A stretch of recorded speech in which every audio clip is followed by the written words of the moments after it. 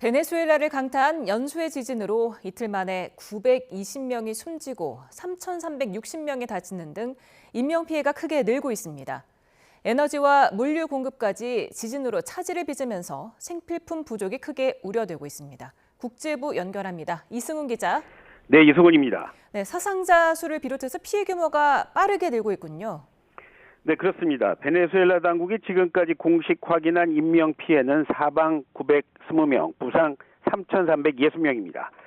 군 병력과 해외 구조대원을 구조 작업에 본격 투입하면서 희생자 규모가 가파르게 늘어난 걸로 보입니다. 주택과 상업시설 역시 지금까지 1,400여 개 건축물이 피해를 본 걸로 집계가 됐습니다. 국제이주기구는 건물 붕괴 등으로 가장 기본적인 서비스에 대한 접근마저 제한되고 있다면서 우려를 전했습니다.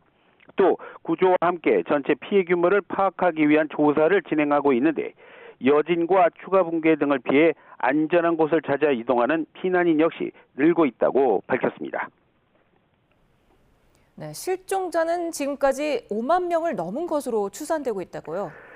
유엔은 이번 강진으로 5만 명이 넘는 사람이 실종된 걸로 보고 있습니다. 지금까지 구조된 사람은 200여 명입니다. 주민들은 부족한 정부의 구조 장비와 인력 지원을 호소하고 있는데요. 그러다 보니 맨손으로 구조에 나선 주민들의 안타까운 모습도 목격되고 있습니다. 이런 어려움이 이어지고 있지만 전력과 연료 부족에 국가 기관 시설마저 제 기능을 상실하면서 부상자 이송과 구조물자 배분 등 인도주의적 구조 작업 전반 역시 심각한 차질을 빚고 있습니다. 또 이번 지진에 베네수엘라 중부 지역 송전선이 끊기면서 대규모 정전 사태가 발생했는데 가동이 중단된 발전 설비의 복구는 매우 더디게 진행되고 있습니다. 네, 베네수엘라 주요 정유소와 발전소가 멈춰서고 핵심 항구마저 폐쇄되는 설상가상 상황이 이어지면서 산업 전반이 도미노 타격을 입고 있다면서요. 네, 그렇습니다. 하루 14만 6천 배럴의 생산 능력을 갖춘 핵심 에너지원인 엘팔리토 정유는 지금 가동이 완전히 중단이 됐습니다.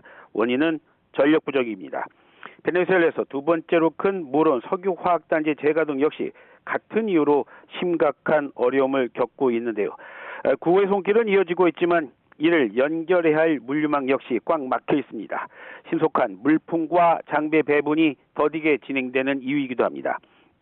예를 들어 컨테이너 대신에 파이프로 곡물을 바로 하역하는 베네수엘라 최대의 벌코 화물 항구인 푸에르토 카베요 항구는 전력 부족 탓에 일부만 겨우 가동하고 있습니다.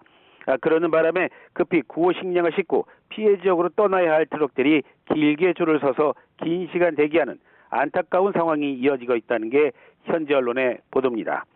과거 수입 물동량의 상당 부분을 소화하던 라과이라 항구는 지진의 직접적인 영향을 받아 전면 폐쇄가 된 상황입니다. 상황이 이렇다 보니 베네수엘라 정부가 지진 피해 주민을 위해 200만 회분이 넘는 식량 배급을 이뤄냈다고 강조를 하고 있지만 한편에선 생존자를 위한 생필품 공급이 충분하지 않다는 불만이 나오기도 합니다. 현지 언론은 이제 전력, 에너지 마비가 병원 운영과 부상자 수송, 구호품 분배뿐만 아니라 당장 구조 장비를 돌릴 연료 공급마저 가로막고 있다고 전하고 있습니다. 베네수엘라의 관문인 마이케티아 국제공항은 시설 파괴로 운항을 일시 중단했고 라과이라 주의 주요 도로 역시 아직까지 봉쇄가 이어지고 있는 상황입니다. 지금까지 국제부에서 YTN 이승훈입니다.